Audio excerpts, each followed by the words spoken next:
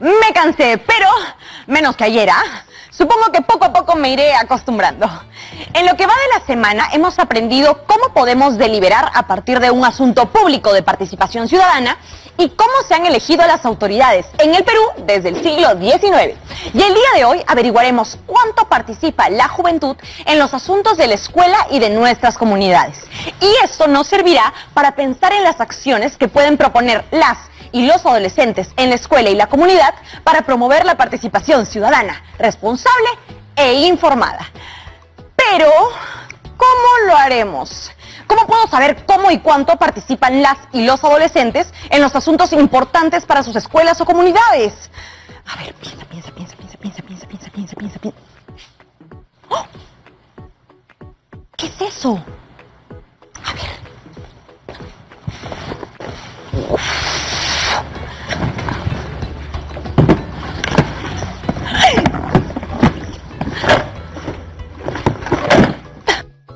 ¡Una revista! Miren, hay un cuestionario con preguntas para descubrir. ¿Qué país sería mi destino ideal? ¿De qué año será esta revista? Con esta pandemia no me muevo de mi casa. Mejor veamos qué más hay aquí en la caja.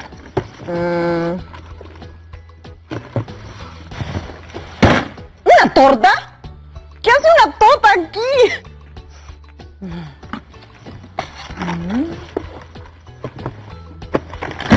No entiendo qué hacen todas estas cosas en una caja de herramientas. ¡Ah, ya entendí! Todos estos objetos son herramientas, pero herramientas estadísticas. En la revista había un cuestionario. La torta puede ser un gráfico circular y...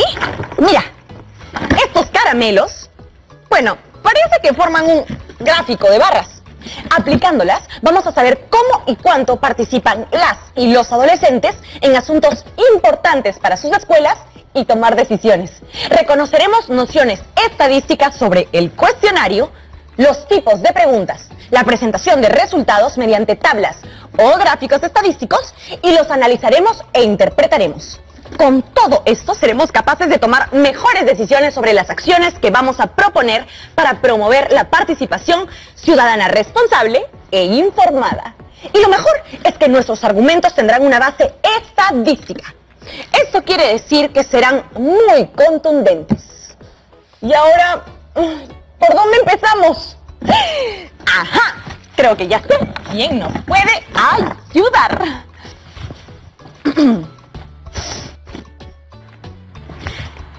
Andrea, reportera.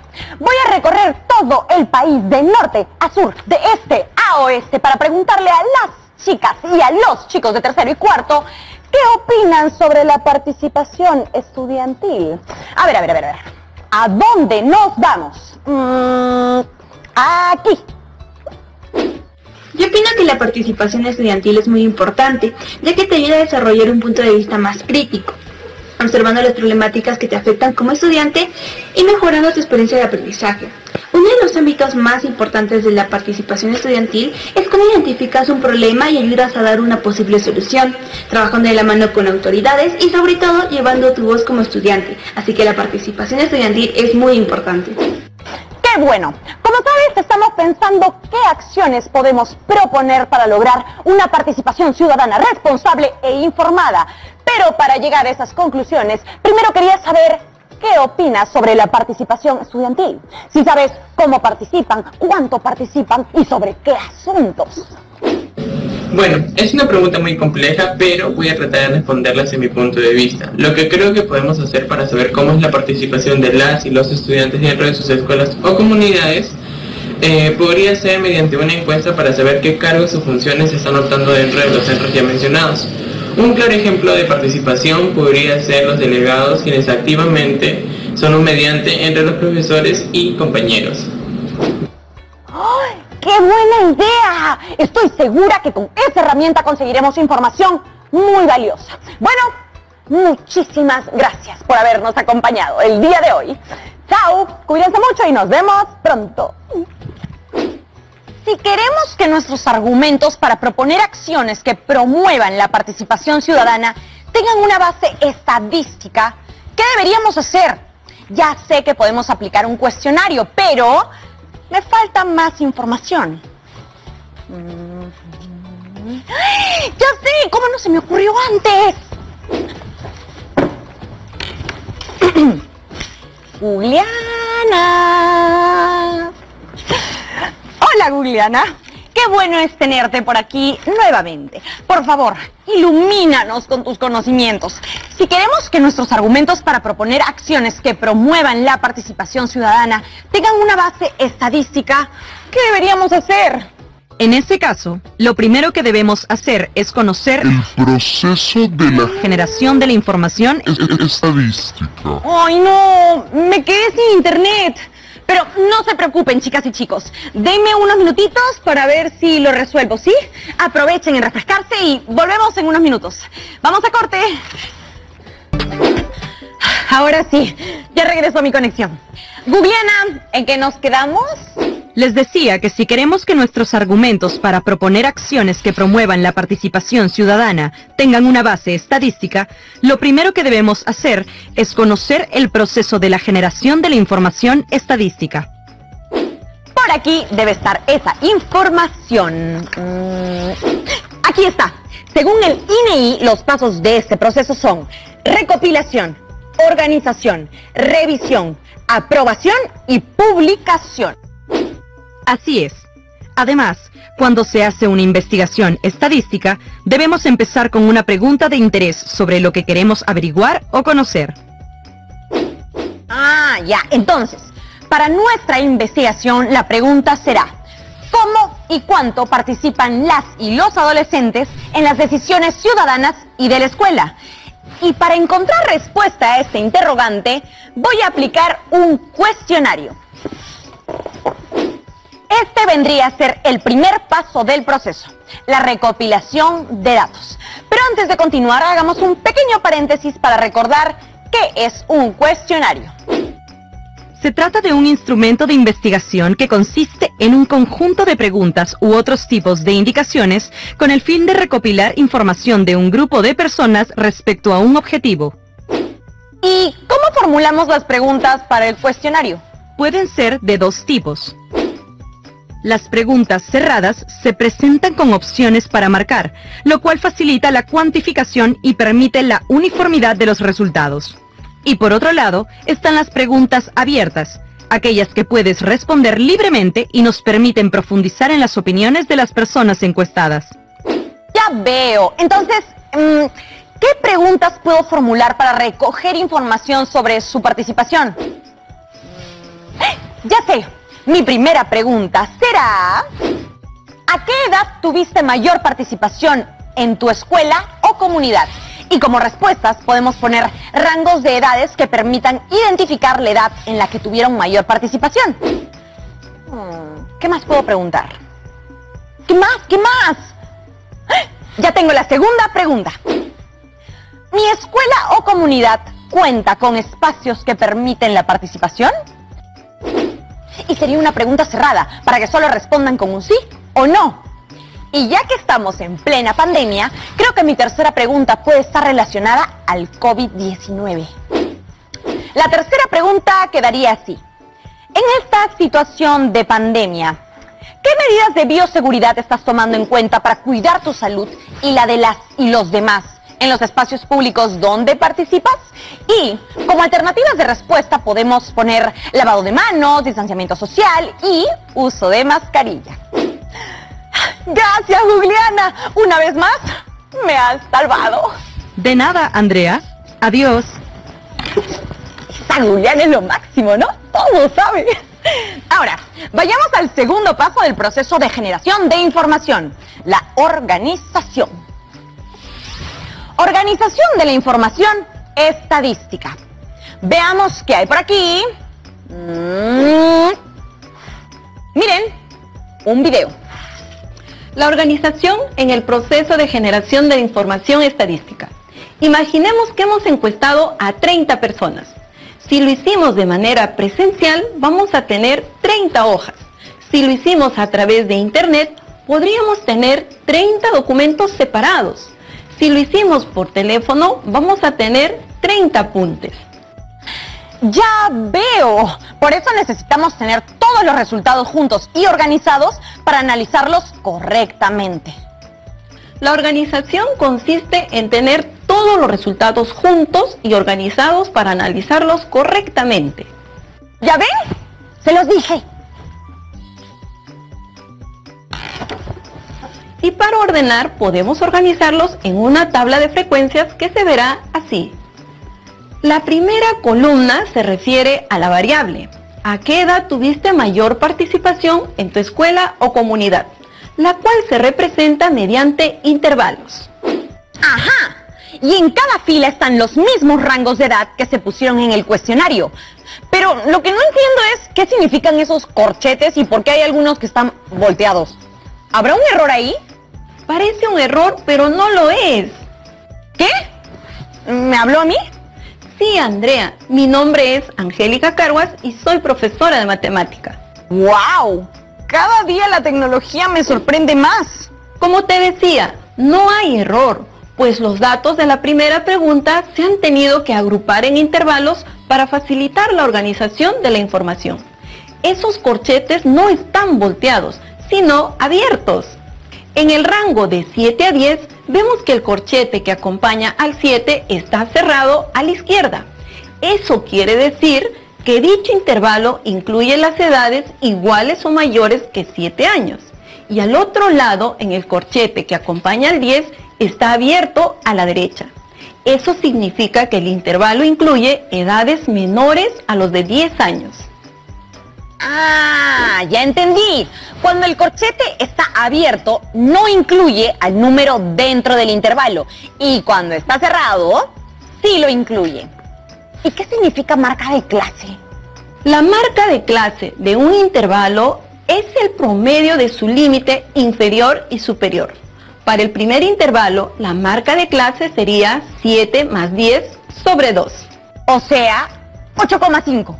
Así es. Ahora vayamos a la siguiente columna. Cuando hablamos de frecuencia absoluta, nos referimos al número de veces que se repite un dato. Eso quiere decir que 14 de las personas entrevistadas respondieron que tuvieron una mayor participación en los asuntos de sus comunidades o escuelas mientras estaban en el rango de edad de 7 a menos de 10 años. Sí. Ah, ¿y qué significa frecuencia acumulada? La frecuencia acumulada es la suma de las frecuencias absolutas de todos los valores inferiores o iguales al valor considerado. Por ejemplo, la frecuencia acumulada del intervalo de 7 a menos 10 años es 14. Luego, la frecuencia acumulada del intervalo de 10 a menos de 13 años es 24, porque sumamos 14 más 10. Y la frecuencia acumulada de 13 a menos de 16 años es 28, porque sumamos 14 más 10 más 4. Sí, eso quiere decir que entre las personas encuestadas, 28 afirmaron que tuvieron mayor participación en sus comunidades o escuelas cuando tenían entre 7 y menos de 16 años. Y al final de la columna de frecuencia acumulada vemos el número 30. Ese es el número de la muestra, N, es decir, el número de encuestados. Claro, porque es como el acumulado de todas las encuestadas y los encuestados. ¿Y qué hay de la frecuencia relativa? Ah, la frecuencia relativa se obtiene dividiendo el valor de la frecuencia absoluta entre el valor de la muestra. Por ejemplo, 14 entre 30 es 0,4666. Y en la última columna tenemos la frecuencia relativa porcentual, que es nada más y nada menos que el porcentaje de la frecuencia relativa. Con este dato podemos saber que 13% de las personas encuestadas afirman haber tenido entre 13 y menos de 16 años cuando tuvieron mayor participación en sus escuelas y comunidades. Aquí tengo otra conclusión. El 47% de los encuestados afirma haber tenido mayor participación en su escuela o comunidad cuando tenía entre 7 y menos de 10 años. Así es. Por otro lado, existe una forma de representar la misma información pero de manera más visual y más gráfica. Ah, claro, utilizando histogramas y un polígono de frecuencias.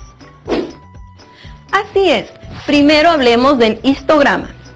Este tipo de gráfico se utiliza para representar variables cuantitativas continuas. Se trata de una serie de columnas cuyo ancho y ubicación coinciden con los intervalos de la distribución de frecuencias, y donde cada uno de los intervalos es representado por la marca de clase. ¿Qué era la marca de clase? Ya me olvidé. La marca de clase es el punto medio de cada intervalo. En el eje horizontal están representadas las edades que tenían los entrevistados cuando tuvieron mayor participación en los asuntos de sus escuelas y comunidades, mientras que en el eje vertical vemos la cantidad de entrevistados. ¿Y qué hay del polígono de frecuencias? Para graficar un polígono de frecuencias, solo hace falta unir los puntos medios de los lados superiores rectángulos del histograma. Me gusta este gráfico porque evidencia el crecimiento o el decrecimiento de la participación en la escuela o la comunidad de los entrevistados según su edad. Sí, precisamente por eso existen diferentes tipos de gráficos. Cada uno evidencia diferentes características de la información. Y es por eso que debemos saber cuál de ellos utilizar para que nuestro análisis sea más asertivo. Para esta pregunta se han agrupado los datos. Por ello hemos elegido graficarlo con histogramas y polígono de frecuencias. Y regresando al proceso de la generación de la información estadística, ya sabemos que los siguientes pasos serán revisar los datos registrados, aprobarlos y finalmente publicarlos.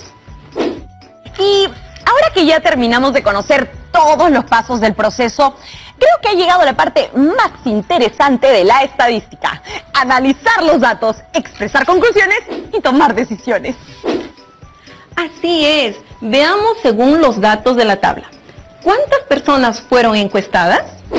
Según la tabla, 30 personas fueron encuestadas. Chicas, chicos, anímense a responder. Aquí les suelto otra pregunta. ¿A qué edad o edades las personas encuestadas tuvieron mayor participación dentro de sus escuelas o comunidades? ¿Qué ocurre con la participación de los encuestados mayores de 22 años? Con la información recopilada, he descubierto que las personas menores de 10 años son más propensas a participar, mientras que a partir de los 16 años la participación es casi nula. Y ni qué decir con las personas mayores de 22 años. Este análisis me lleva a reflexionar por qué participamos menos en los asuntos de nuestras escuelas o comunidades conforme vamos creciendo. ¿Qué decisiones podemos tomar respecto a la poca participación de las y los adolescentes en asuntos de nuestras escuelas o comunidades? ¿Qué conclusiones podemos formular respecto a la participación de las y los jóvenes en la vida de la escuela y comunidad? Creo que esta información es muy valiosa para pensar en qué acciones proponer a las y los adolescentes en la escuela y comunidad para promover la participación ciudadana responsable e informada. Por ahí se me ocurre que podría ser reconocer el liderazgo de niñas, niños y adolescentes en la construcción de una sociedad solidaria que construye el bien común para que no se desanimen y sigan participando. Esa es una muy buena idea. Muchísimas gracias por habernos acompañado el día de hoy. No te preocupes, Andrea. Puedo acompañarte cuando me necesites. Así será. Hasta la próxima. ¿Y qué tal? ¿Cómo les fue?